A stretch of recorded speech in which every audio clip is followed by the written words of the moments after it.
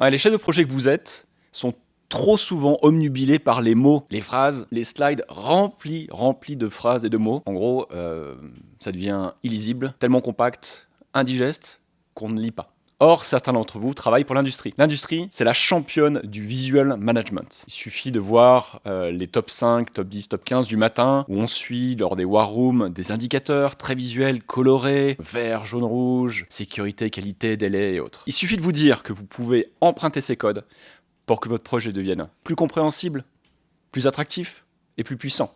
Voici quelques exemples.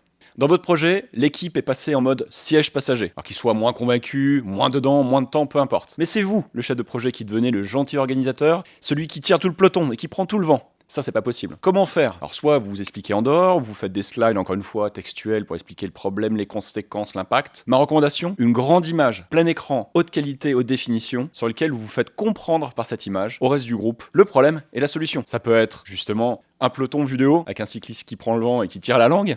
Une image vaut mieux que 1000 mots. Un autre exemple assez connu dont je vous ai fait part dans une autre vidéo, les concepts de opérer au quotidien versus transformer l'entreprise, que tout oppose et pourtant qu'il faut réconcilier. Eh bien, dans un séminaire, je vous recommande de trouver une image qui les caractérise l'un et l'autre, de les réconcilier, ou à des moments de travailler d'abord sur l'un et puis sur l'autre. Visual management, que les participants sachent toujours à quoi s'en tenir et que ça fasse appel à leur cerveau profond et pas à leur analytique. Un autre conseil, pourtant tout simple et diablement efficace, c'est que pour embarquer des équipes, il faut montrer la dynamique.